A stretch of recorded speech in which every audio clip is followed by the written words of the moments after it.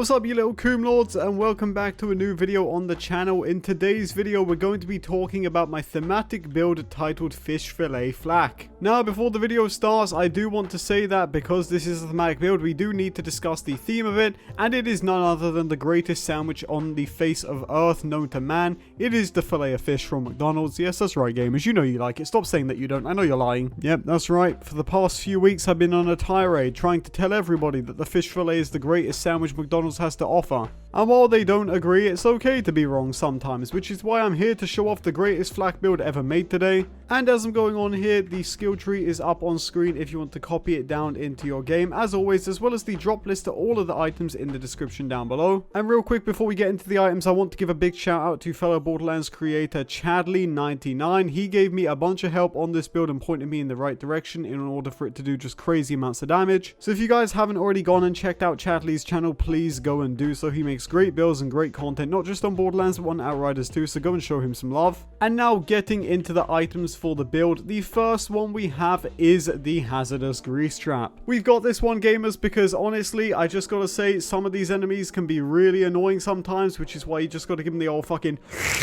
a little bit of fucking grease in their face from the fryer, similar to how you would if you was a McDonald's employee. So that's why we've got the grease trap in the build. I mean, I don't know what more to say about it. It greases people. Like, you see this shit? You see this? Look, imagine there's an enemy in front of me.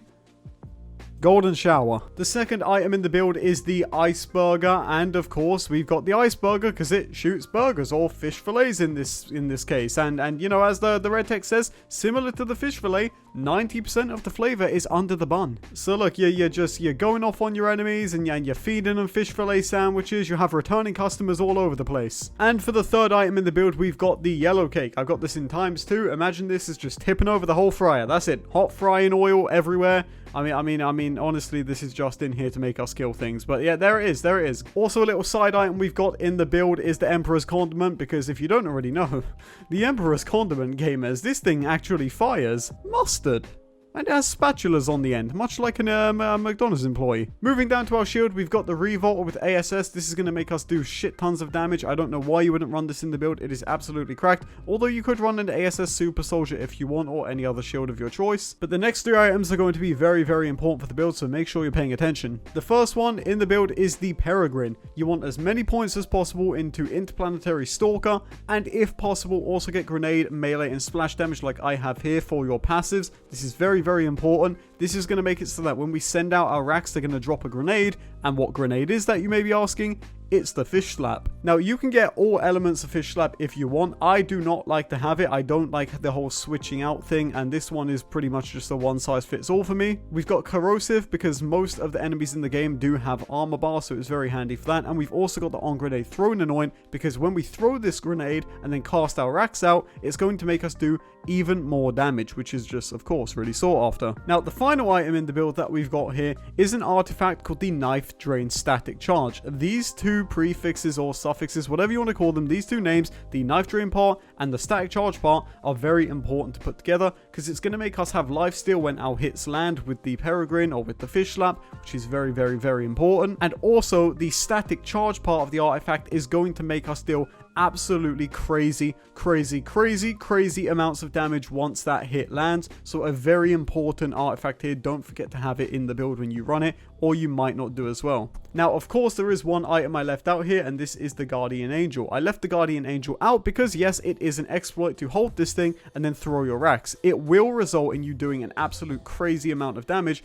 but it is an exploit just like it is when I have it in the spam cannon build. However, if you do not mind that and you do want to do 500% extra damage, get yourself a Guardian Angel from the Vault card, and honestly, it is as simple as when you're playing this build, just holding that Guardian Angel and then casting your racks out. It really is that easy, trust me. Now, again, I want to give a big shout out to Chadley for his help on the build as I run through some Maliwan to show you some gameplay here, and also I want to give you some alternative items you can run on the build too if you don't care about the whole thematic thing. Things like the Face Puncher, due to them shooting melee, will result in the build doing absolutely cracks amount of damage, so you can also pick one of them up if you want to. Also, if you do not have a Guardian Angel, other things that come to mind which you could use is just like a purple COV pistol that has some kind of melee attachment on the end of it. Specifically though, if you want want to do the most damage, I'd probably recommend going and grabbing yourself a Psycho Stabber. You can also run the No Pew Pew from the Cartels event as well if you want a really solid weapon to use on the build, because that is also going to allow you to do some really easy gun damage if you need it. But for the most part, when you're playing this build, you're pretty much just holding the Guardian Angel, throwing grenades, and casting your axe. It's good to space them out.